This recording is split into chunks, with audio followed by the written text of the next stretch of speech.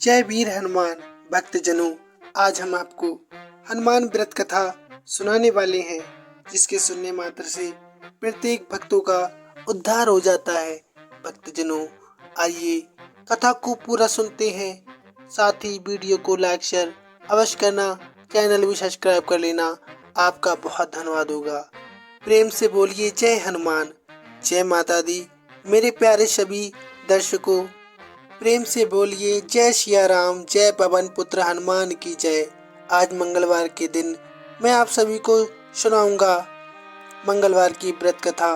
अगर अच्छा लगे तो दूसरों को अवश्य शेयर करना।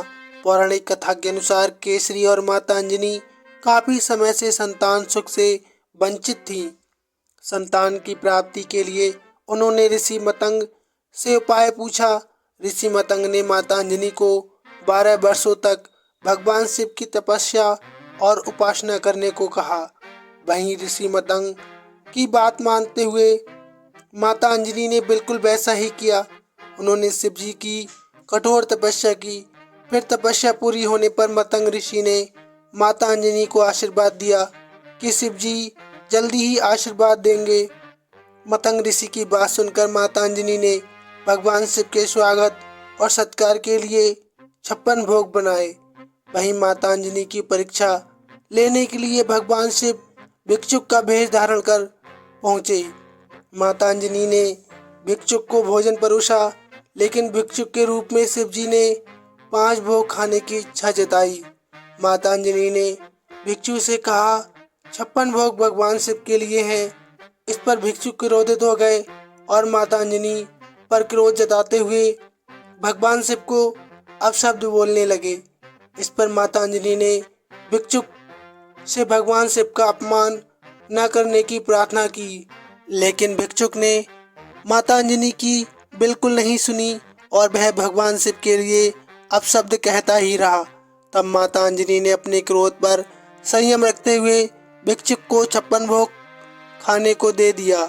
इस बात से प्रसन्न होकर भिक्षुक बने महादेव अपने असली रूप में आ गए और माता अंजनी को दर्शन दिए।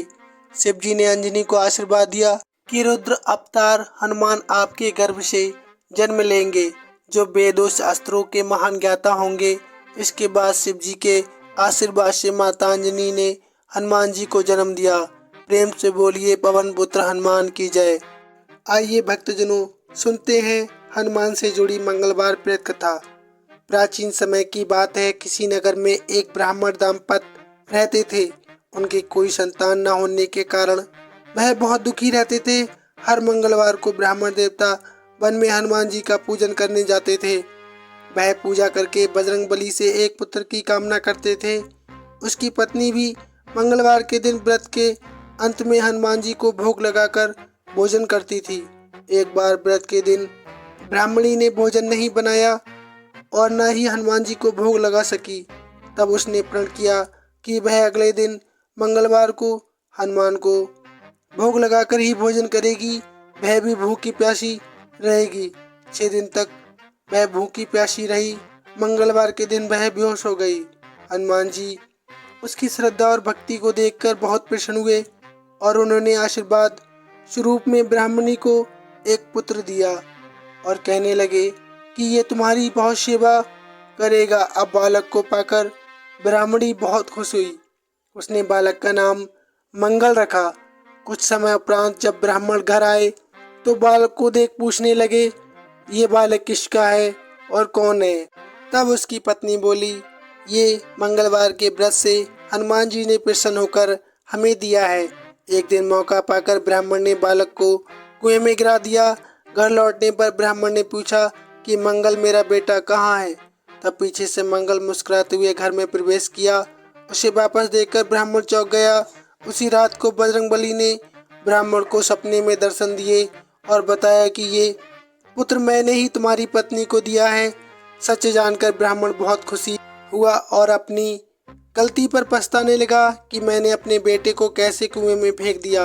अब तो ब्राह्मण और ब्राह्मणी दोनों एक साथ नियमित रूप से मंगलवार का व्रत रखने लगे। मंगलवार का व्रत रखने वाले मनुष्य पर अपार कृपा होती है। प्रेम से बोलिए पवन पुत्र हनुमान की जय। जय हनुमान। धन्यवाद।